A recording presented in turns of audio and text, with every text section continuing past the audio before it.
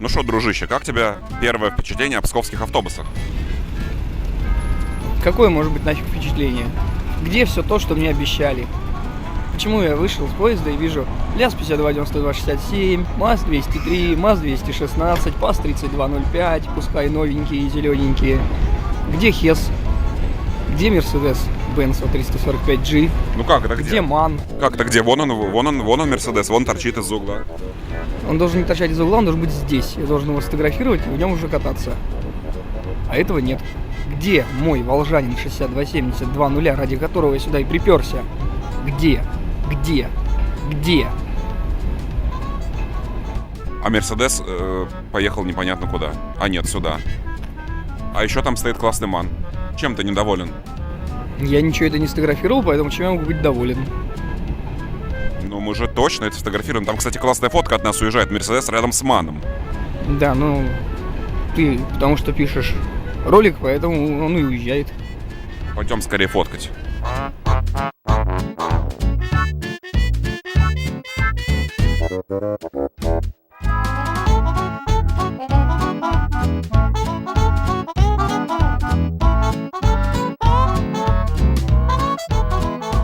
Немножко урбанистики из Пскова. Для начала, как и в Великом Новгороде, видео о котором вы можете посмотреть по ссылке в описании, здесь у Привокзальной площади есть сквер, в который не ведет ни одна зебра. При том, что там есть часовня, то есть по правилам дорожного движения к этой часовне пройти нельзя. Зато есть вот эта зебра, ведущая на нечто похожее на остановку. Нет, вот переход, если он есть. Где там переход? Вот с той стороны, вот там даже нарисовано для тебя. Там есть зебра, ведущая на эту площадку с часовней? Да, Да ладно. да. Ну ладно, а почему здесь нету такой зебры туда? Она и не нужна, потому что здесь нет прохода вообще. А если я хочу на этот сквер пройти вот с этого тротуара, мне что, нужно всю площадь обходить крючком? Ты не инвалид. Ага, все равно не зачет. Хэс едет, Толян, Хэс, смотри, вон он, Хэс, ха-ха, классный, смотри какой. Вау, вот он, Хэс. Вау, какой классный автобус, вы только полюбуйтесь. Вау, у него двери открываются, обалдеть, какой у него классный зад с хромированными ободками фонарей. Вау, какой он четкий вообще. Толян, ты ошибся, здесь нет зебры. Здесь просто разметка. И как бы юридически здесь нельзя пройти. Что мешает здесь нарисовать зебру? Да, но у них при этом нашлась краска на то, чтобы нарисовать вот эту разметку бестолковую. То есть, еще раз, в Пскове есть часовня, которой нельзя пройти по земле. Ну, официально нельзя. То есть посещение этой часовни незаконно, раз здесь нет зебры. Также есть вопросики к автобусной инфраструктуре на Привокзальной площади. Судя по всему, это площадки, на которых высаживаются пассажиры. Почему бы не сделать их приподнятыми, как в лучших домах Лондона и Парижона? Здесь вот сделать в один уровень с тротуаром, здесь сделать такой небольшой пандусик. И таким образом пассажиры будут выходить прямо вровень с автобусом. Только не надо говорить, что нет места. Здесь полно места. И не надо говорить, что нет денег. Кто может поверить в бред, что в России нет денег? А мы сейчас идем вдоль 11 маршрута, на котором, собственно говоря, сегодня и работают большинство интересных автобусов. По крайней мере, ХЕС здесь, МАН здесь, а также здесь куча других автобусов. Кстати, дружище, расскажи нашим зрителям, какие классные автобусы есть в Пскове. Ну или вообще просто можешь перечислить их. Если брать чисто по сугубо моему личному мнению и рейтингу, да, то следующие интересные автобусы в Пскове имеются на сегодняшний день. Это, безусловно, уже озвученный Mercedes-Benz 345G турецкой сборки.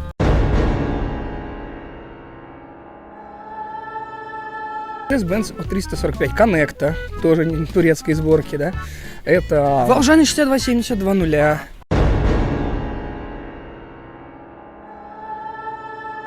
Волжанин 6270.06, Ситиритм 15 в единственном экземпляре.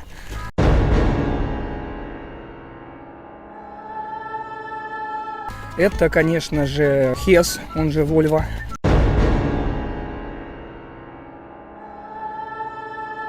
Ну, здесь есть ЛяЗ-5256 с квадратной мордой .26, тоже неплохо. МАЗ-216 из новых автобусов к этому перечню можно отнести. Ну да, кстати, тоже не во всех городах Он России не очень есть. распространен, да. Также можно сюда записать, конечно, и МАЗы-103, но они здесь все уже после рестайлинга, то есть после 2009 года.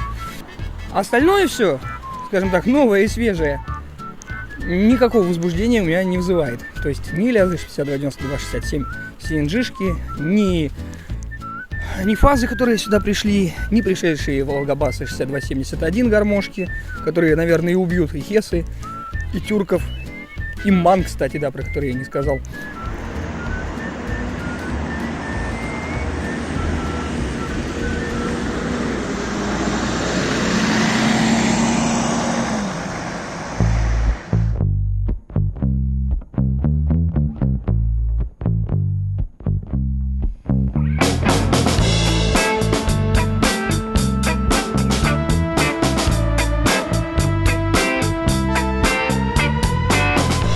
Мы продолжаем изучать трассу 11 маршрута и сейчас находимся на улице Гражданской. Что не нравится мне на улице Гражданской? Угадайте с первого раза. Естественно, вот этот забор. Он не имеет никакого отношения к безопасности, потому что если предполагается, что люди не будут перебегать дорогу, ну так они могут здесь перебежать дорогу на остановке или в конце концов при необходимости могут перелезть через этот забор. К тому же, если в тротуар внезапно полетит автомобиль, то забор превратится в снаряд, который просто разнесет на куски людей, которые здесь находятся. Вот, это готовые боеприпасы. Шойгу! Герасимов! Не говоря уже о том, что этот забор требует обслуживания, покраски, ремонта и так далее и тому подобное. И в конце концов уродует облик города и мешает делать классные фотографии автобусов ХЭС. А вот автобусная остановка здесь довольно неплохая, по крайней мере в части своей конструкции. А вот то, что ее разбили, это уже вопрос к местным жителям. Старый аншлаг Волгоградтранса. Ух ты, правда классный аншлаг, смотрите. Вау, аккуратненько такой. Кто-то, правда, его погнул, но смотри, здесь какая-то эмблемочка есть, расписание, все автобусы расписаны. Вот это классно, вообще четко. Мерседес-гармошка, вон он, Мерседес-гармошка. Это маршруты без рекламы, Маза, Фака, щит.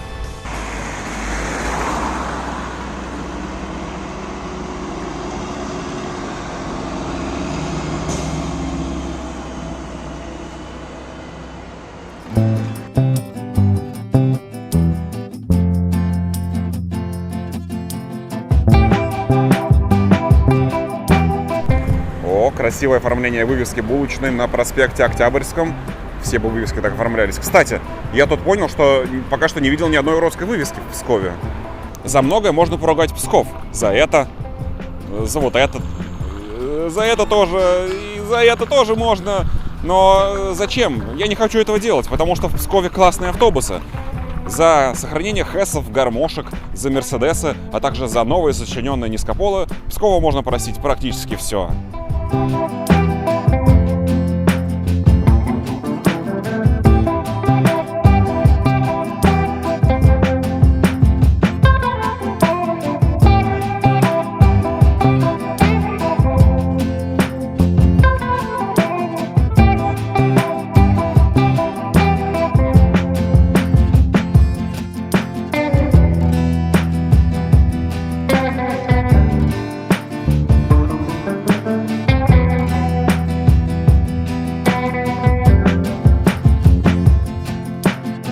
За моей спиной одна из архитектурных достопримечательностей Пскова – храм Святой Великомученицы Анастасии Узрешительницы 1487 года постройки. Мерседес едет, придется снимать. Я же говорил, сначала автобус, а потом достопримечательности.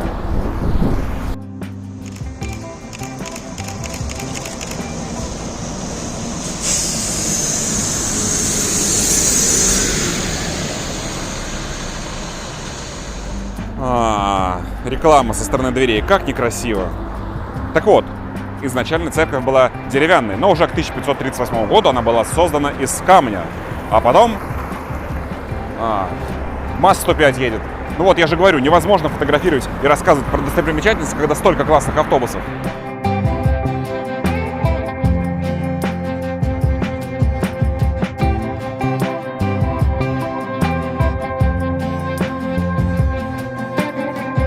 Настало время рассказать обо всех этих автобусных покемонах подробнее.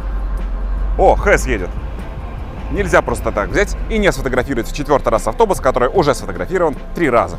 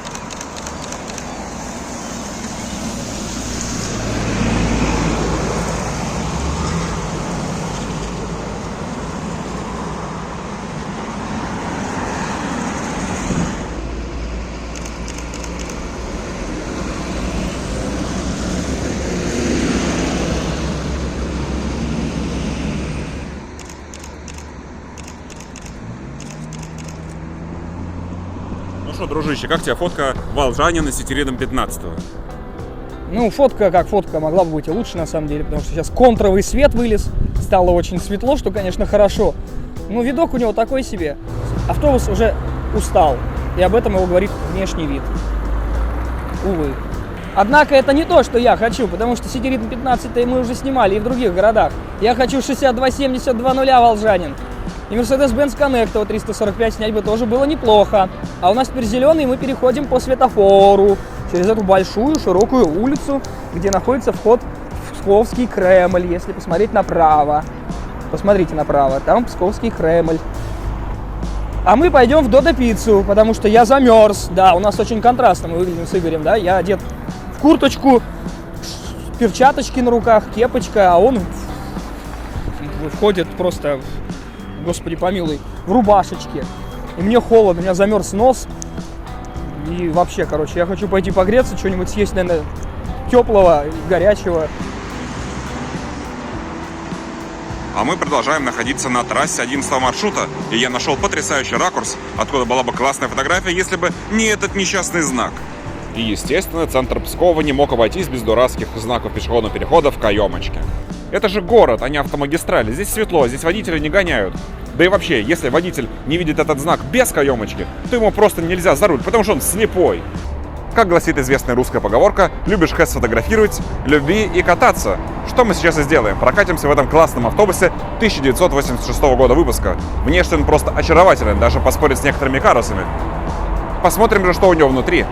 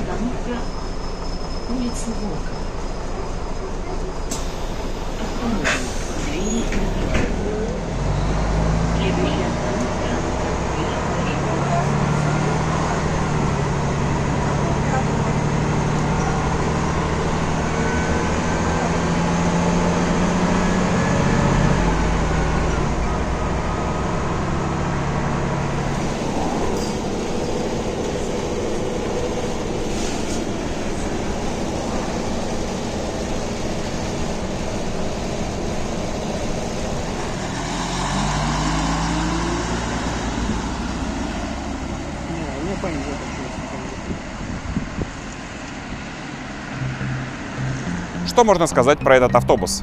1986 год выпуска, в нем выдает разве что его внешность с крутыми хромированными ободками фар. Обожаю такой дизайн, обожаю хромированные блестящие штучки. Но в остальном он ничуть не хуже многих современных автобусов. Двигатель у него работает тихо, салон ухоженный, без дырок в полу, все чисто, аккуратно, не дребезжит, не разваливается, двери тоже работают тихо и быстро. В общем, этот автобус просто замечательный. Ставлю Псковскому автобусному парку 100 миллионов тысяч лайков. Между прочим, в Пскове есть 6 таких автобусов, а больших нет нигде, вообще нигде. Эти автобусы 86 года выпуска, и построены они на шасси Volvo B10M, а модель у них, как я уже говорил, HES. До 2002 года они работали в Швейцарии, в связи с чем у них в салоне до сих пор сохранились различные вывески на французском языке. Например, есть список остановок, а также кнопка открытия дверей. Вот такие вот замечательные артефакты. Это классический автобус-гармошка, высокопольный, с двигателем в тягаче, построенный на шасси Volvo B10M. По сути, это как Икарус, только швейцарский. Очень необычный автобус, на самом деле. Да, вы могли бы представить себе в наших автобусах откидные форточки или сиденья антивандальные, например. Да и вообще в целом очень интересный и редкий автобус, как я уже сказал. Всего 6 штук здесь, в Пскове, и по сути в России, да не то что в России, в мире сохранилось всего 6 штук. Не могу сказать, что для меня это, конечно, какая-то невероятная история, так как я с ними не был до сегодняшнего дня знаком. Но однако это стоило, чтобы приехать в Псков. На удивление он достаточно тихий и почти не пахнет. Ну, примерно как, знаете, как в Икарусе ехать. Вот двигатель все-таки в тягаче, да, в базе, между передним и средним шасси расположенный. Урчит тихо, работает четко. Двери открываются, закрываются. Никаких особо лишних скрипов, шумов. Ну, в принципе, ехать в нем достаточно комфортно. Подвеска для городского автобуса не убитая. Да, то есть он достаточно плавный на ходу. И это гармошка, боже, это старая добрая гармошка с поворотным кругом полноценным. Хороший городской автобус для своего времени. Но сейчас, конечно, уже, увы, времена иные. И таким автобусом пора давно в музей. Пройдет еще немного времени, и автобус HES навсегда уйдет в историю.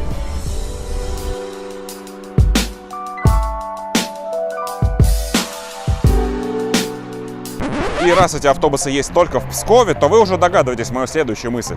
Правильно, когда их эксплуатация подойдет к концу, их нужно все сохранить, ни в коем случае не резать. И выпускать на маршруты по праздникам или по каким-нибудь другим знаковым дням. Или вообще катать ежедневно 1 или 2 автобуса в качестве привлечения внимания для туристов. Вон, мы с ним приехали ради автобусов, значит, и кто-то другой тоже приедет. Так что Volvo B10M, HES, Псков сохранить по-любому. Иначе быть не может. Правда, автобус привез нас в какое-то царство заборов. Забор, разделяющий тротуар с проезжей частью, вон там, при том, что там есть газон. Зачем там забор? Забор, разделяющий 2 проезжие части встречного направления. Зачем? Забор, разделяющий тротуар и проезжую часть, а также стоянку. Камон, там же стоянка. То есть, выходя из машины, нужно идти по проезжей части. Это не соответствует правилам дорожного движения. Далее, еще один забор, разделяющий тротуар и автостоянку, при том, что здесь есть бордюр. Зачем? Не знаю, как в действительности называется этот район, но мне кажется, его нужно назвать Заборовский район, не иначе. А теперь внезапная инспекция случайного двора в Заборовском районе. По крайней мере, я буду его так называть. Раз уж я начал докапываться, то здесь еще поломанная плитка. Ну ладно, сейчас мы ознакомимся с местным двором. Что же он из себя представляет? Во двор ведет чудесная квадратная арка. Кстати, а почему? Одного меня смущает, что даже квадратные объекты называются аркой. Арка же, по идее, полукруглая. Почему даже эта арка? Ну ладно, это уже не так важно. Что из себя представляет двор? Обычный дефолтный российский двор. Дефолтная детская площадка и дефолтный двор-парковка. Ну, хотя бы не 200 тысяч этажей. Сложно сказать, в каком году построен этот дом. Видимо, какие-нибудь 2000-е. Но можно прекрасно видеть качество строительства. Дефолтный жилой дом. Благо, что не 10 тысяч этажей, как в Москве. А все остальное самое обычное. Например, пандус, который заканчивается ступенькой. Логично, зачем же еще нужен пандус, если не заканчивать его ступенькой? Вся облицовочная плитка уже успешно начала отваливаться от сырости. А еще здесь есть неопознанное здание, раскрашенное в запрещенные цвета. Стандартный двор, парковочка и куча лестниц.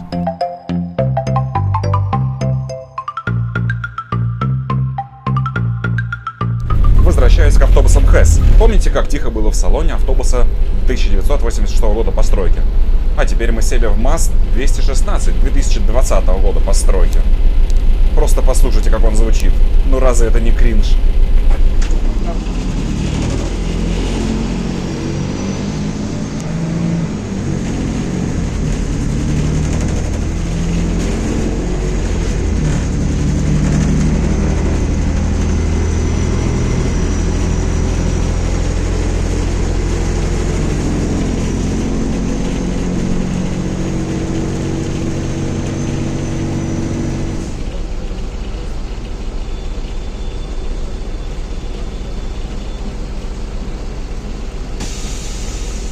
А вывод из этой истории прост.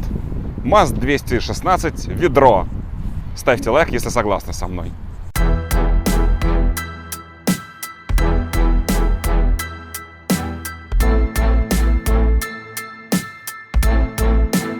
Следующим интересным автобусом Пскова является автобус Mercedes-Benz O345G.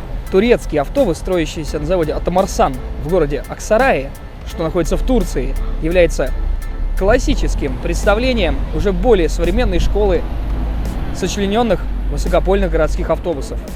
Он также четырехдверный, также высокопольный. Однако двигатель у него расположен уже в задней части автобуса, так сказать, по толкательной схеме, в отличие от Хеса, который стоит сзади, у которого двигатель в тягаче. Такие автобусы строились в период 96-97 годов. Энная часть в свое время из них поступила в Россию с Новья, в частности в Псков. Сейчас здесь их осталось всего лишь 10 штук.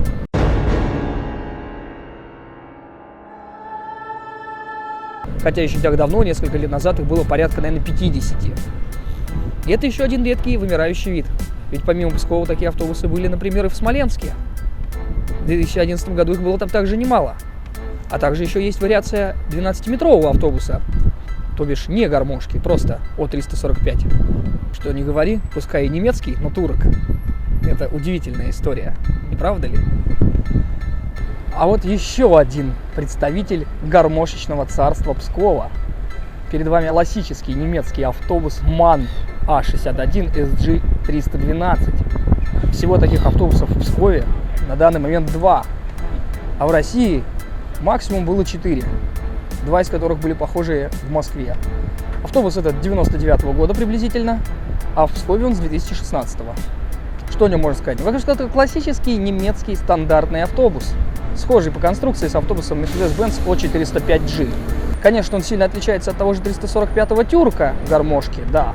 Это высокопольный, с задним расположением двигателя, трехдверный городской автобус особо большого класса.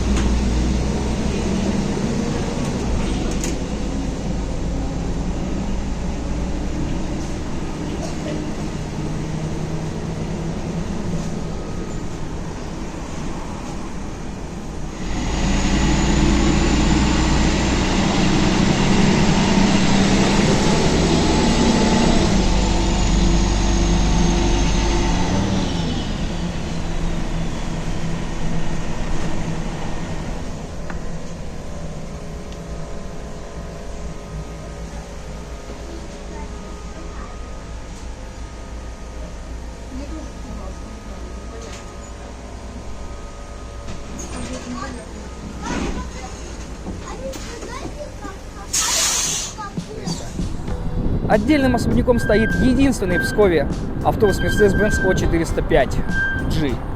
При этом таких автобусов, например, в Саратове очень-очень много. Также представителями гармошек здесь являются автобусы производства МАЗ. Да, белорусские МАЗы.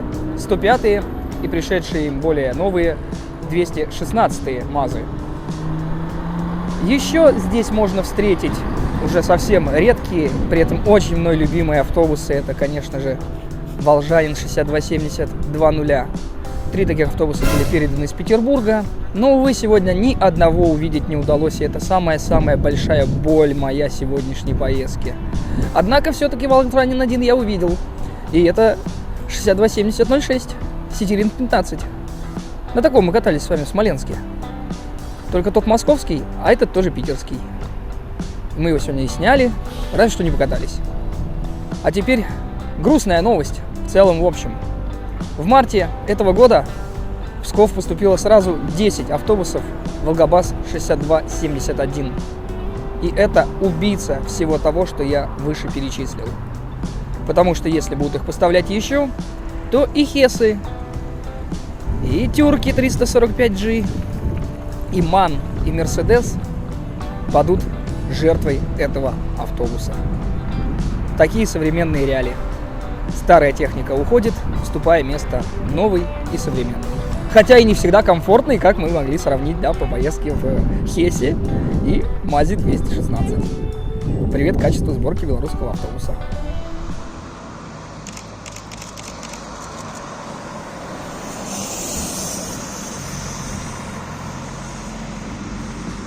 Мы забрались в не самое живописное место Пскова, чтобы сфотографировать очередной автобус. На наш взгляд, весьма интересный. Называется он Mercedes-Benz O345 Connecta. Междугородний автобус. Что же в нем интересного? Вам расскажет автобусный эксперт. Только что мы сняли Mercedes-Benz O345 Connecta. Представьте себе, еще менее 10 лет назад таких автобусов в московском регионе было десятками, если не сотнями. Можно сказать, флагманский был автобус своего времени в Мострансавто. А теперь ни одного такого нет. Но, между прочим, местные автобусы как раз сюда попали из Московской области. Такая вот вторая жизнь. На самом деле, очень прикольный автобус. Я почти на них не ездил, так как они были в областные. Но это такой прям хороший, добротный, опять же, турецкого производства пригородный автобус. С мягкими креслами. Он, конечно, высокопольный. Заднее расположение двигателя. Ну, в общем, классический пригородный автобус, я бы сказал. Хорош для своего времени. Строились они в середине нулевых, тогда же и поставлялись. Однако уже в 2014 году, когда пришла первая партия олимпийских галазов, в Мострансавто эти автобусы стали сниматься с московских маршрутов и стали кататься на местных, областных. Ну, а уже году, так, наверное, мне кажется, в 17-м их и вовсе и не стало. Да, Mercedes Connecta. Вот сейчас в Пскове мы сняли 2 таких автобуса, а лет 10 назад на автовокзале Сергиева Посада их были десятки. А теперь они ушли, как ушли в свое время Икарусы, Лязы 677 и все остальное.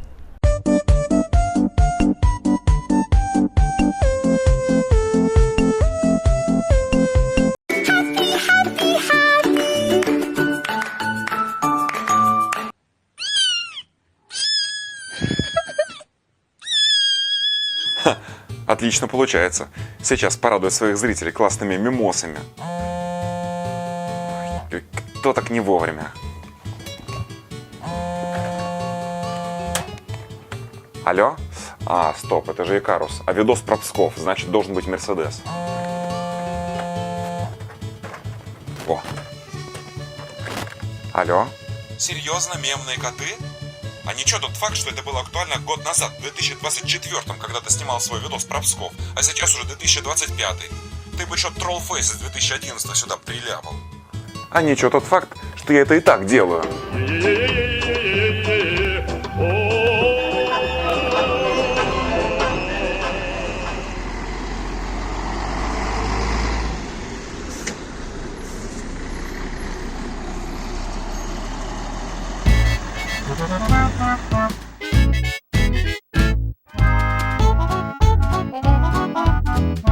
А что по итогу-то? А по итогу Псков — это довольно крутой город.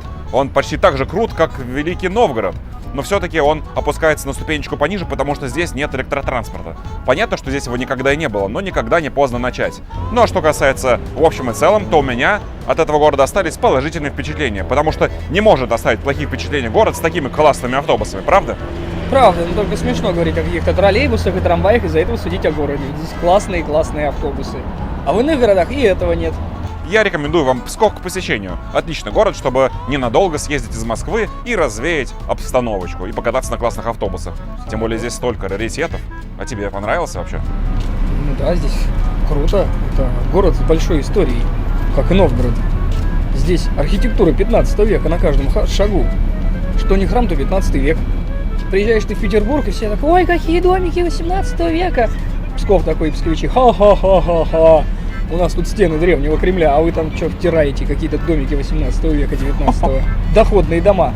В общем, я скажу так.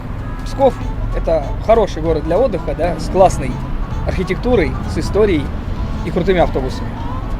Точно. А еще, если вам нравится контент на этом канале, то, пожалуйста, приходите по ссылочке на Бусти и подписывайтесь, чтобы поддержать наш канал монетой. Благодаря вам мы сможем приехать в Псков еще раз, а также в Саратов и в другие города, на которые у нас на данный момент не хватает денег.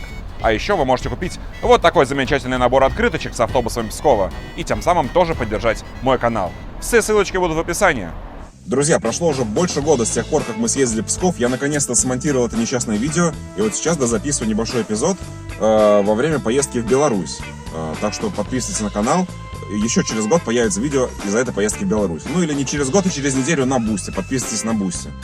Ну так вот, пока я все монтировал, все интересные автобусы в Пскове-то списали. Никаких больше Хесов, Мерседесов там не осталось. Но все же есть кое-что хорошее, о чем вам расскажет автобус-мастер. Во всей этой бочке дегтя со списанием интересных автобусов в Пскове есть маленькая ложка меда. ГУП «Пассажир Автотранс» города Санкт-Петербург спас 2 интересных автобуса. Это Хес на шасси Volvo B10 и Mercedes-Benz O345. Так что их можно теперь наблюдать в музейной экспозиции ГУП «Пассажир Автотранс» в Санкт-Петербурге. Вот бы еще они, конечно, бы спасли бы какой-нибудь Мерседес или Ман. Ну, например, там есть, кстати, волжанины. И 6270-20, и 6270-06, Сити 15. Так что не все потеряно, товарищи. С вами были Игорь Абросимов и... Автобус-мастер! на канале Блог ЖД Фотографа. Смотрите другой контент на этом канале. И до новых встреч! Пока-пока!